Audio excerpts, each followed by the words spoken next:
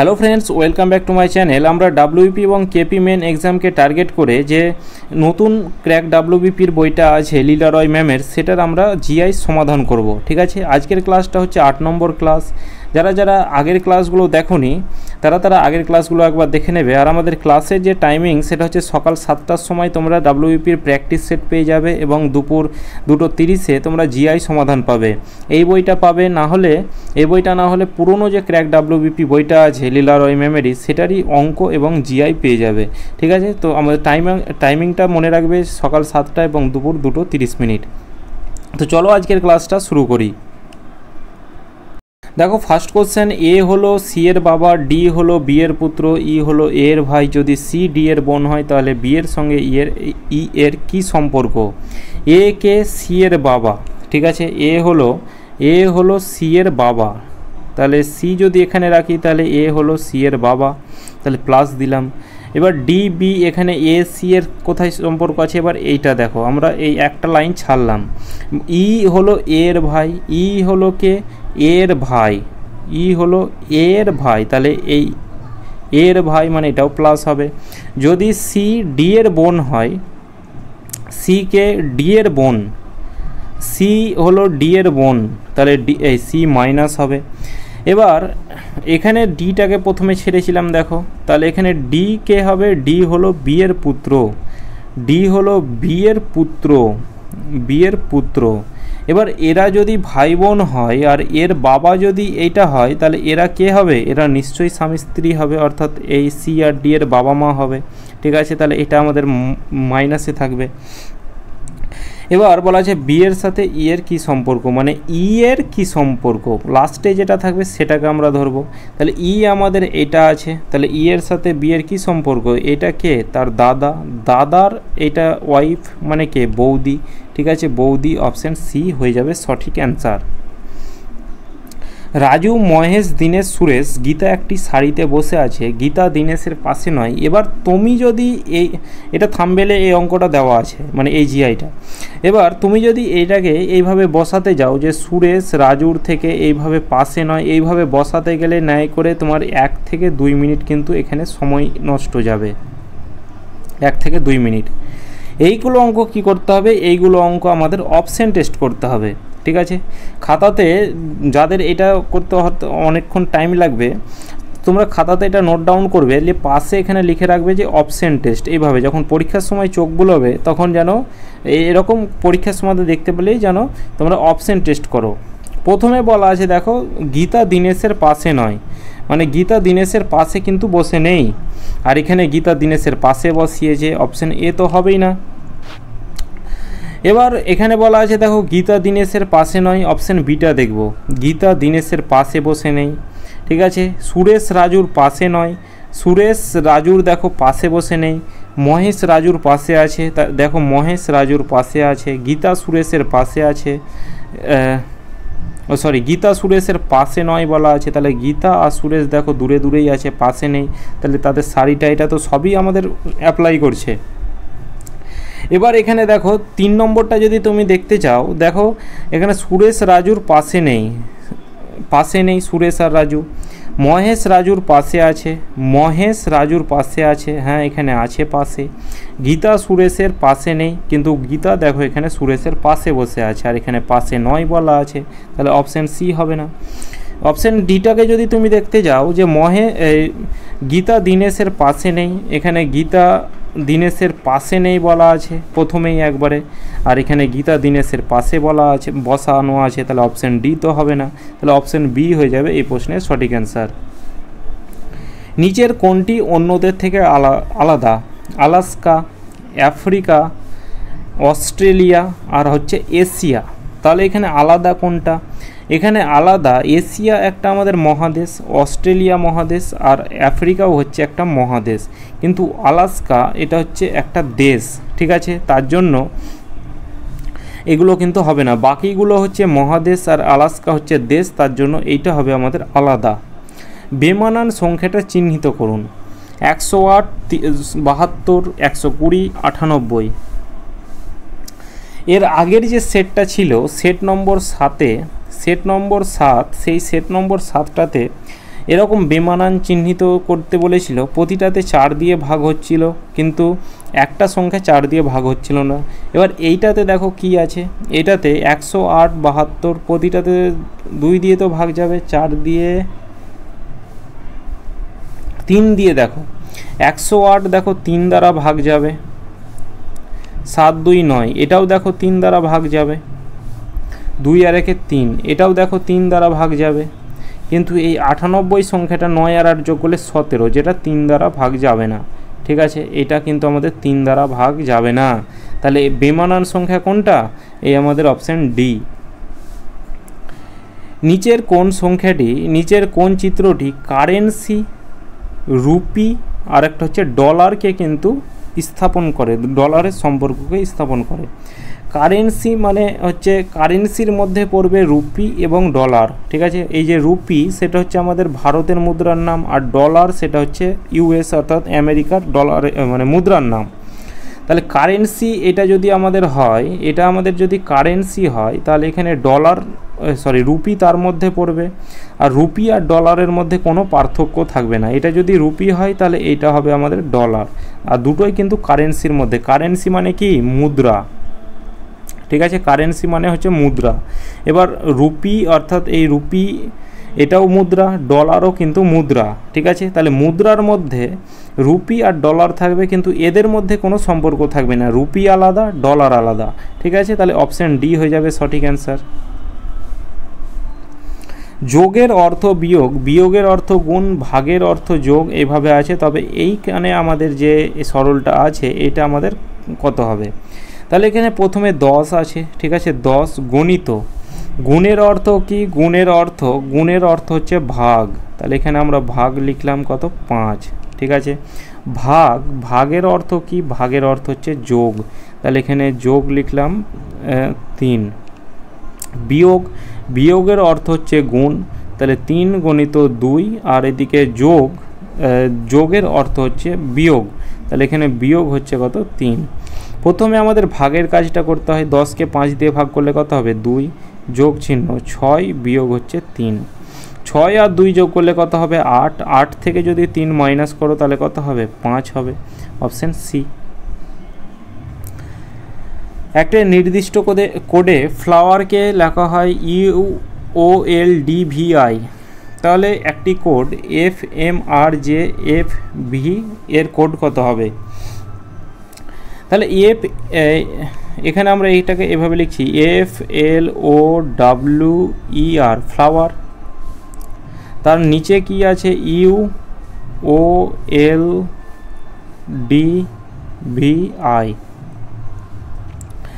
F এর value কত? 6। You এর ভ্যালু কত? 21। এল এর ভ্যালু কত? 12। ও এর ভ্যালু কত? 15। ও এর ভ্যালু 15, এল এর ভ্যালু হচ্ছে 12। এখান থেকে আমরা দেখবই না।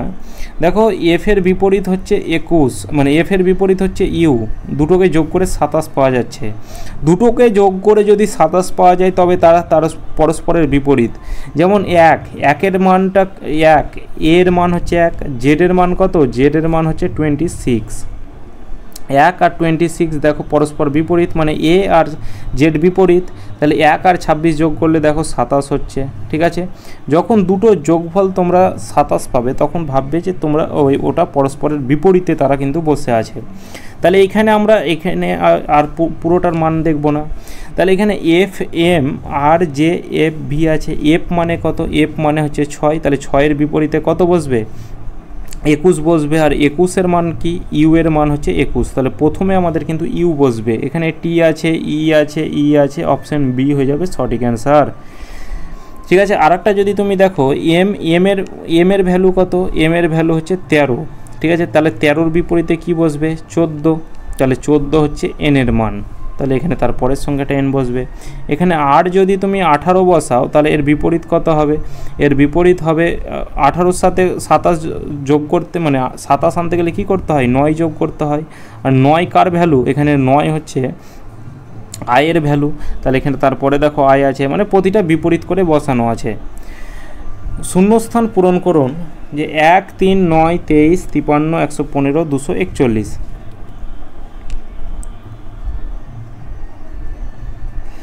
একের স্কোয়ার প্লাস যদি, তাহলে প্রথমে 1 আছে, 1 থেকে 3 আসতে গেলে কি করতে হবে, তাহলে একের সাথে যদি আমরা 2 গুণ করি, 1-এর সাথে যদি আমরা 2 গুণ করি তাহলে 2 একে 2 হচ্ছে, প্লাস যদি আমরা এই 1 যোগ করি তাহলে কত হচ্ছে আমাদের 3 হচ্ছে।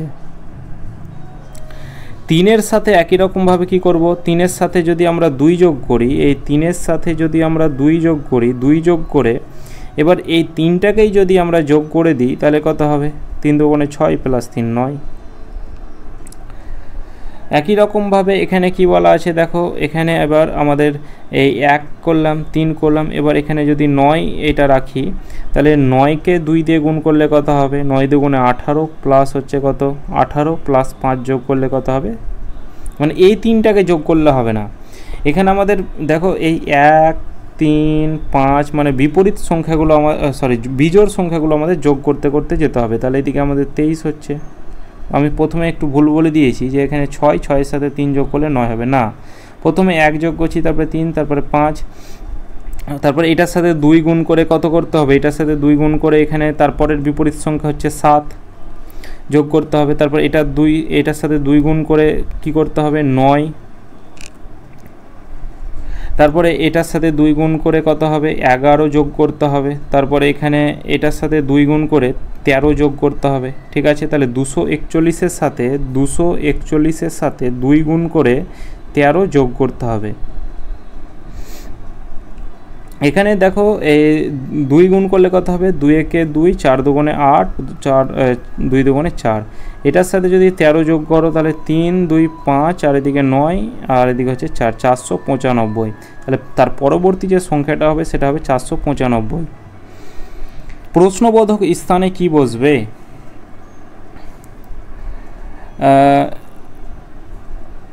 সি, এখানে দেখো বি সি আছে, ঠিক আছে, বি এর পর সি হয়, এফ এর পর জি হয়, জে এর পর কে হয়, সেরকম পাশাপাশি দুটো সংখ্যা দেখো, এস এর পর এক্স কোনোদিনই হয় না, এন এর পর ও হয়, পি এর পর কিউ হয়, টি এর পর সি হয় না কোনো দিন, তাহলে দুটো অপশান কেটে গেল। C D E F G H I, মানে সি থেকে আই 6 যোগ করেছে, এখান থেকে এখানে আসতে গেলে 6 যোগ করেছে, আই থেকে এবার ও দেখো I J K L M N O এটাও 6 যোগ করেছে,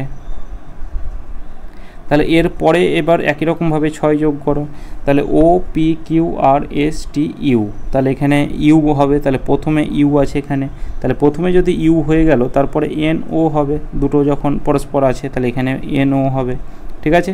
তাহলে অপশান সি সঠিক অ্যান্সার। 3 5 প্লাস 4 8 মানে 35 প্লাস 48 সমান 40, এটা কি করে হচ্ছে, এখানে এইটাকে কি করবে, এটাকে যদি যোগ করো তাহলে 5 আর 3 8 হয়, 8 আর 4 12 হয়, গুণ করলে 96 হয়, কিন্তু আমাদের 40 আনতে হবে।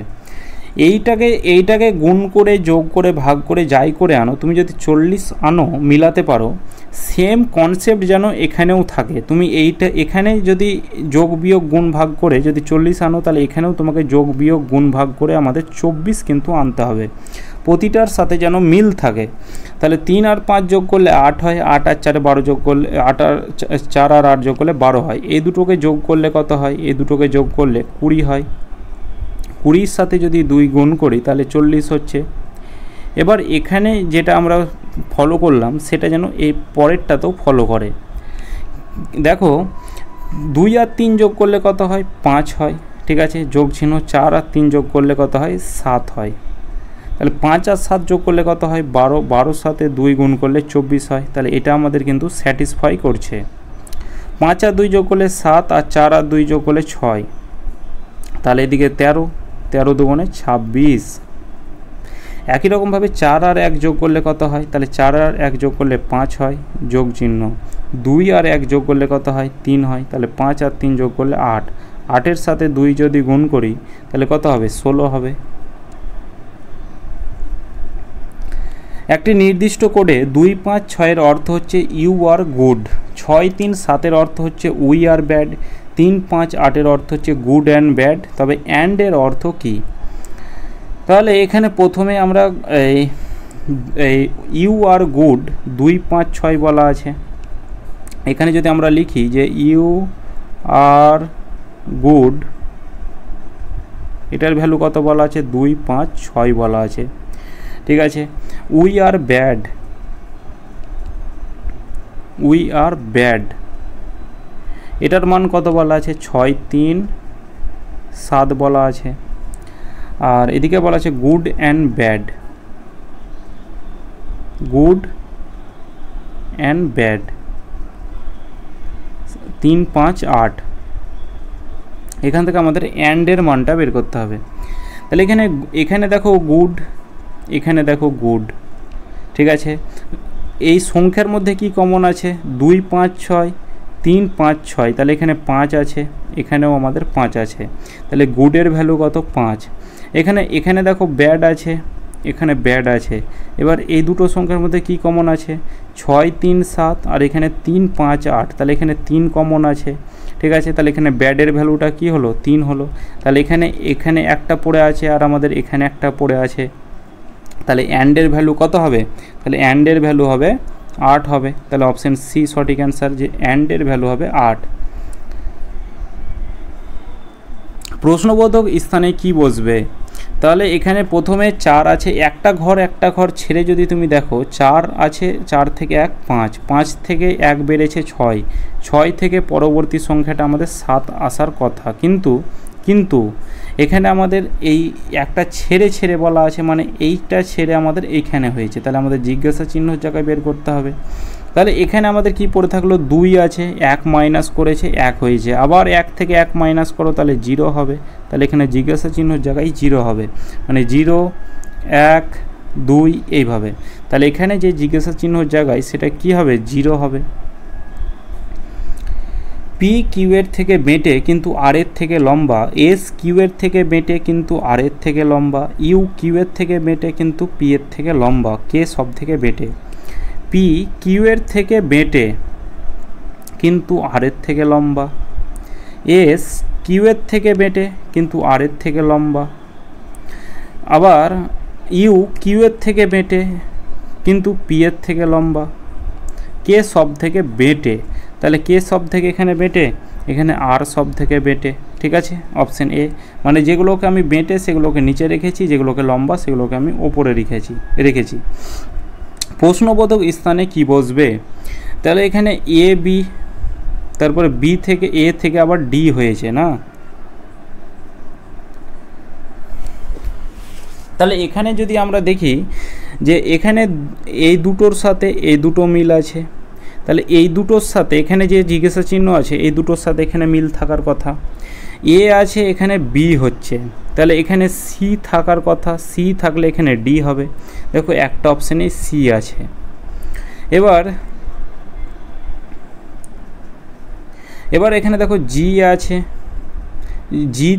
এখানে জি আছে, জি থেকে তুমি যদি এইচে যাও, জি এর পরে 1 যোগ করছে তবে এইচ হবে, তাহলে ই আছে, ই এর পরে 1 যোগ করলে এফ হবে, ঠিক আছে। তাহলে একটা হলো এই সি আর একটা হলো এফ, অপশান এ সঠিক অ্যান্সার। তো এটা 85 নম্বর কোশ্চেন, এটাই শেষ কোশ্চেন ছিল আজকের ক্লাসটা। এতদূর পর্যন্ত ক্লাসটা কেমন লাগলো অবশ্যই কমেন্ট করে জানাবে। চলো দেখা হচ্ছে নেক্সট ক্লাসে।